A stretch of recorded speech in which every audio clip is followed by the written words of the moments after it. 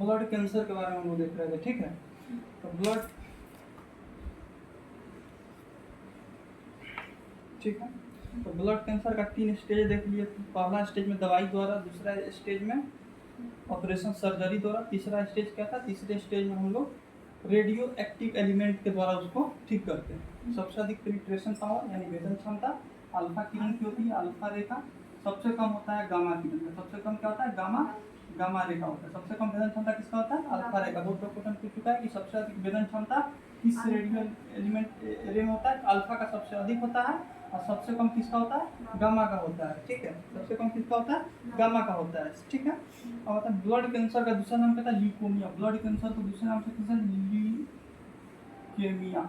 Leukaemia blood cancer को किस नाम से जानते हैं, ल्यूकेमिया के नाम से। ल्यूकेमिया ब्लड कैंसर बोलिए या इसका डॉक्टर के लैंग्वेज में क्या बोले, ल्यूकेमिया बोलिए, दोनों एक ही चीज़ है, ठीक है। इसमें क्या होता है कि WBC का जो सेल का ग्रोथ है वो बहुत ज़्यादा होता है। ब्लड कैंसर के लिए होता है क्या, WBC का जो सेल का ग्रोथ इरेगुलर हो जाता है।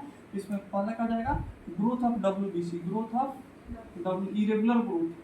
इरेगुलर ग्रोथ ऑफ WBC का इरेगुलर ग्रोथ होगा। जितना होना नहीं चाहिए उससे अधिक इरेगुलर ग्रोथ होगा। शुरू में जब केमिस्ट्री पढ़ा रहे थे तो उसमें बताए थे कार्बन CO क्या होता है, कार्बन मोनोऑक्साइड और प्लस H, ठीक है, ठीक। ये मिलकर क्या बनाएगा, कार्बोक्सी हीमोग्लोबिन। क्या बनाएगा, कार्बोक्सी हीमोग्लोबिन। शुरू में बताया थे कि कोई भी चीज़ ठंडी के दिन में लोग रूम बंद करके अंगीठी जला के सो जाता है, जिससे जलने से कोई भी चीज़ जब पूर्ण तरह से नहीं जलती है, पूर्ण तरह से जल गया तो उसमें CO2 गैस निकलेगा। जब पूर्ण तरह से नहीं जला तो CO यानी कार्बन मोनोऑक्साइड गैस निकलेगा। और ये जब हमारे हीमोग्लोबिन के साथ मिलता है तो कार्बोक्सी हीमोग्लोबिन का फॉर्मेशन करता है, ठीक है। कार्बोक्सी हीमोग्लोबिन का फॉर्मेशन करेगा, इससे मंद मंद मीठा मीठा नींद आएगा और आदमी की डेथ हो जाएगी। पूरे उसके ब्लड में कार्बन मोनोऑक्साइड घुल जाएगा और उसका जो सेल है वो एनर्जी प्रोड्यूस नहीं कर पाएगा। यानी माइक्रोकॉन्ड्रिया, जिसको power house of the cell बोलते हैं, शक्ति गृह, ऊर्जा का सेल का शक्ति गृह बोलते हैं, वो खाना नहीं बना पाएगा, उसके कारण बॉडी की डेथ हो जाएगी, ठीक है। ये हम बता देंगे, ठीक है। ब्लड कैंसर के उपचार में फास्फोरस 32 का प्रयोग करते हैं। फास्फोरस 32 का रेडियो एक्टिव एलिमेंट है। फास्फोरस 32 जिस प्रकार यूरेनियम 235 है, कार्बन 14 है, इस तरफ फास्फोरस 32 है, आयोडीन 131 है, आयोडीन 131 है, जिससे थायराइड ग्रंथि के उपचार में प्रयोग किया जाता है। दूसरी तरफ फास्फोरस 32 का प्रयोग किसमें किया जाता है, ब्लड कैंसर के उपचार में। किसका, फास्फोरस 32 का, याद होना चाहिए। ब्लड कैंसर के उपचार में किसका प्रयोग करते हैं, फास्फोरस 32 का। ब्लड कैंसर को पहचानने के लिए कोबाल्ट 60 का प्रयोग करते हैं, आगे हम लोग देखेंगे, ठीक है। ब्लड कैंसर, बॉडी में कहीं भी ट्यूमर हो, बॉडी में कहीं भी क्या हो, ट्यूमर हो। ट्यूमर क्या है, एक तरह गुच्छा बन जाना, सेल का गुच्छा बन जाना, या तो ब्लड का गुच्छा होगा या किसी और सेल का, बहुत बॉडी में वो तरह का सेल है, किसी भी तरह का सेल है, सेल का जब गुच्छा बन जाएगा उसको क्या बोलते हैं, ट्यूमर बोलते हैं। तो क्या बोलेंगे, ट्यूमर बोलेंगे। ट्यूमर किस होता है ना, ब्रेन ट्यूमर हो गया है। तो इस ट्यूमर के पहचान के लिए आर्सेनिक 74 का, आर्सेनिक होता है, आर्सेनिक 74 का प्रयोग किया जाता है। ये भी रेडियो एक्टिव एलिमेंट है, ठीक है। इसको डाला जाता है, इसके लिए को पता चलता है कि बॉडी में कहाँ पे क्या है, ट्यूमर है, ठीक है। तो ट्यूमर के पहचान के लिए आर्सेनिक 74 का और ब्लड कैंसर के उपचार के लिए फास्फोरस 32 का प्रयोग किया जाता है। ये दिमाग में होना चाहिए।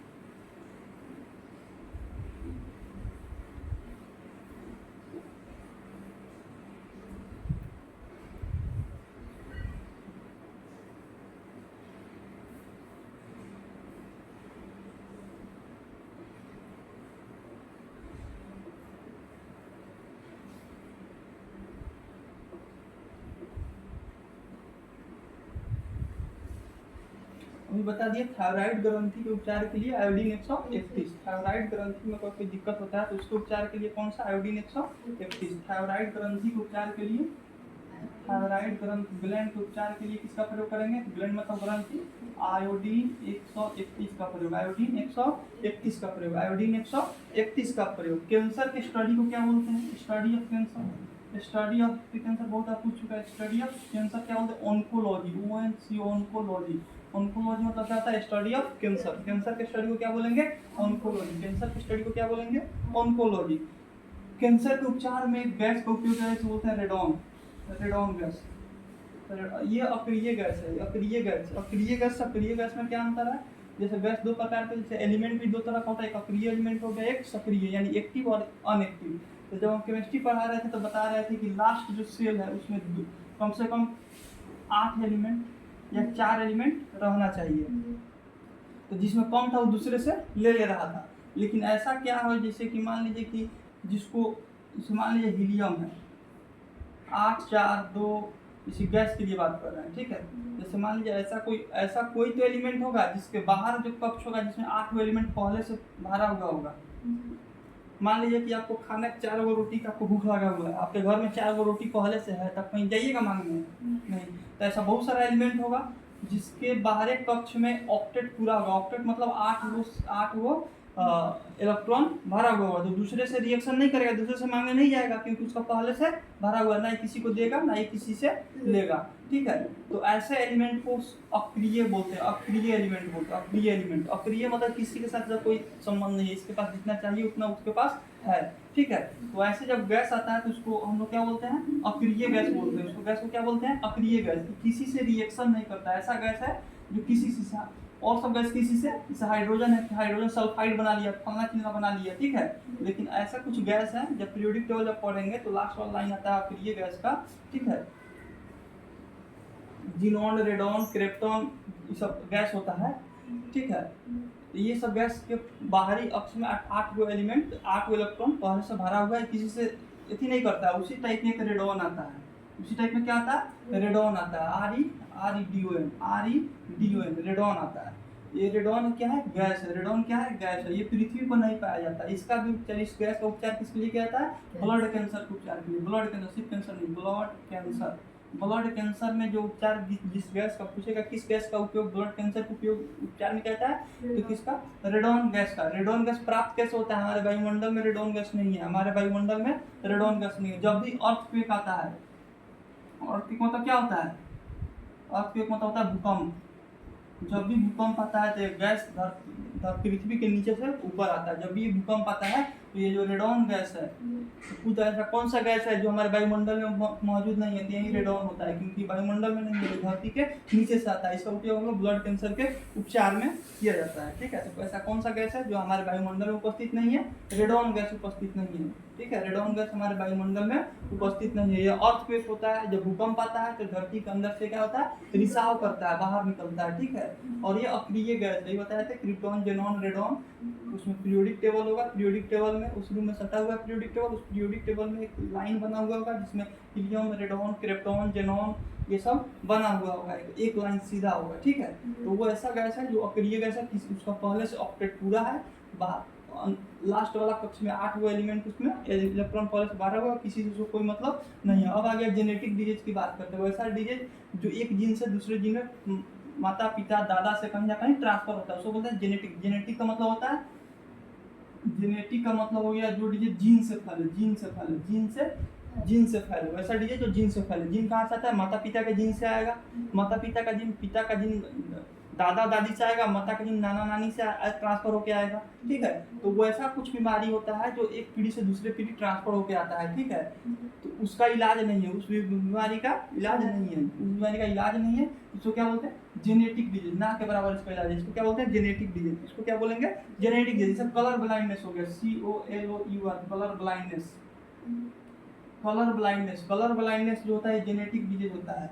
अब एक होता है रतौंधी, जिसको नाइट ब्लाइंडनेस कहते हैं, नाइट ब्लाइंडनेस ये विटामिन ए की कमी से होता है, डिफिशियंसी डिजीज है, विटामिन ए की कमी से होता है।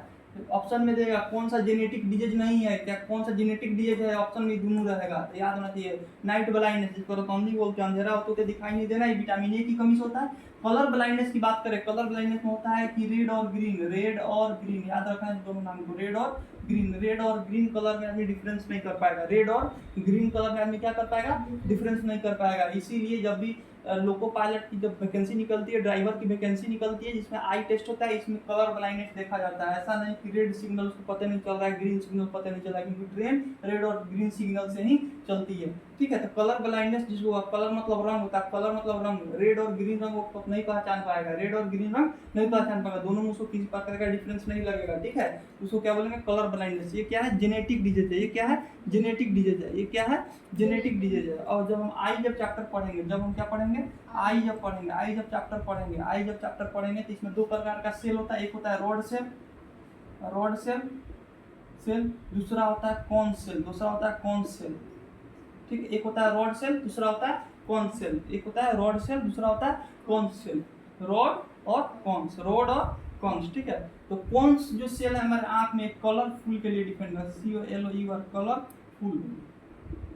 कौन कैसे बनता है, कौन ऐसे बनता है, कौन ऐसे बनता है, कौन ऐसे बनता है, ठीक है। कौन ऐसे, इसे बोलते हैं कौन सेल। मतलब इस टाइप के एक सेल हमारे आंख में पाया जाता है। ऐसा बहुतों पाया, एक नहीं बहुत पाया जाता है। तो इसे कौन से कलर, या तो सी से कलर लिखे हैं, तो होली में टोपी हम लोग कैसे पहनते हैं, कौन टाइप का टोपी पहनते हैं। होली में टोपी कैसे पहना जाता है, कौन टाइप का, कोना टोपी था, गोला सा, इसे लगा दिया जाता है माथा में, ठीक है।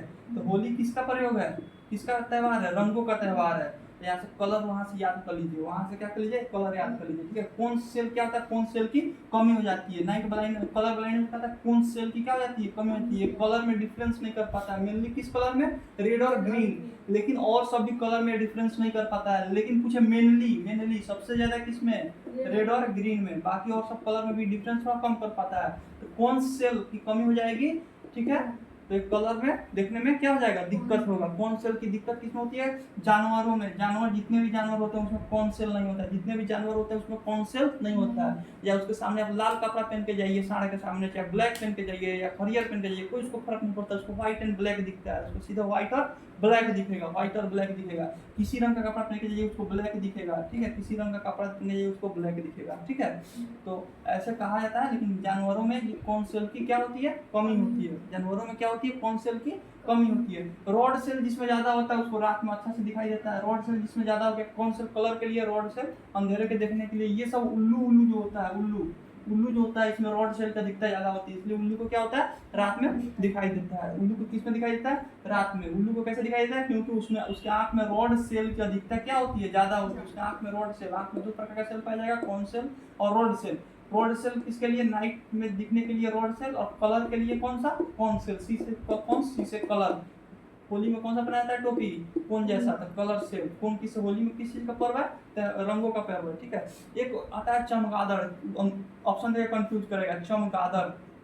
चमगादड़ भी क्या होता है, रात में उड़ता है। लेकिन ऐसा नहीं है चमगादड़ रात में उड़ता है तो चमगादड़ को रात में दिखता है। उल्लू को तो रात में दिखता है, क्योंकि उसमें रॉड सेल ज्यादा होता है, उसके आंख में क्या होता है, रॉड सेल की संख्या ज्यादा होती है। कौन से ज्यादा, उसकी रॉड सेल की संख्या होती है उसके आंख में, ठीक है। लेकिन चमगादड़ हम लोग को कम, हम लोग में कौन सेल की संख्या ज्यादा होती है, रॉड की कम होती है, इसलिए कम होने के कारण वो रात में कम दिख पाते हैं। अगर ज्यादा हो तो पूरा हम लोग को पूरा एकदम अच्छा से दिखता है, हम लोग को रात में भी हम लोग को अच्छा से दिखता है, ठीक है। तो ये होता है चमगादड़। चमगादड़ ऐसा नहीं है कि चमगादड़ की आंख में भी रॉड सेल की संख्या ज्यादा है। चमगादड़ अल्ट्रासाउंड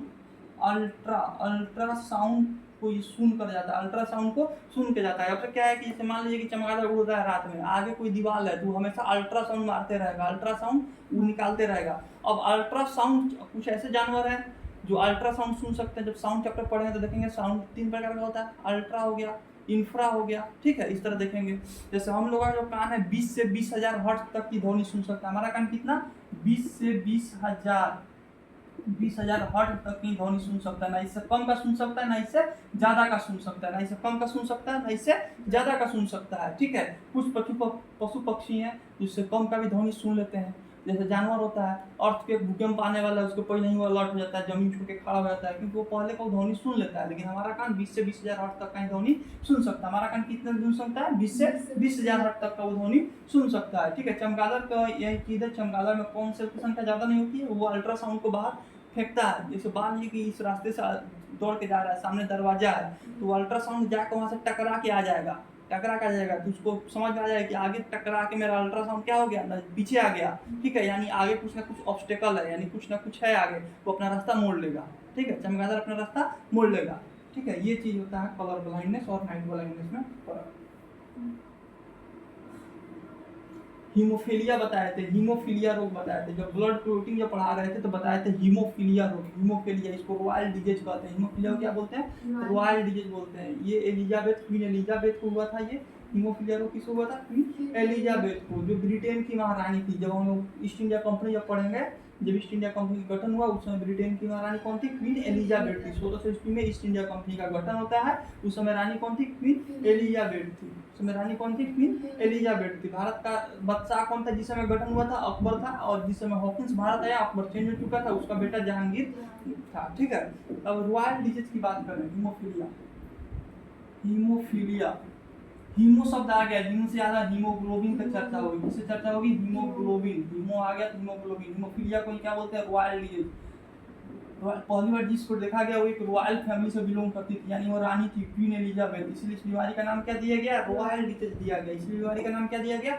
रॉयल डिजीज। क्योंकि पहले जिस व्यक्ति में देखा गया इस बीमारी को, वो एक रॉयल फैमिली से बिलोंग करती थी और वो एक महारानी थी। ठीक है, इसलिए इसका नाम क्या दिया गया? Royal disease. Haemophilia, haemophilia haemoglobin से रिलेटेड है। इसमें क्या होता है? इसमें क्या होता है कि खून का थक्का जमता है। ठीक है, बेसिकली कहीं कट फट गया तो 2 से 5 मिनट में वहां पे क्या खून का थक्का जम जाएगा। लेकिन इसमें क्या होता है? बॉडी के अंदर एक हेपरिन नाम की प्रोटीन होती है। हेपरिन नाम की क्या होती है? प्रोटीन होती है, जो बॉडी के अंदर खून को जमने नहीं देती है। हेपरिन क्या करती है? बॉडी के अंदर खून को जमने नहीं देती है। ठीक है, और बाहर निकलता है तो एयर के कांटेक्ट में जैसे ब्लड आएगा 2 से 5 मिनट के अंदर ब्लड की क्लॉट हो जाएगी। लेकिन इस बीमारी जिसमें होता है उसका ब्लड क्लॉट नहीं होता है। कहीं कट गया तो खून बहते रहेगा, कहीं कट फट गया तो खून बहते रहेगा। इसको बोलते हैं हीमोफीलिया। हीमोफीलिया इसको क्या बोलते हैं? हीमोफीलिया।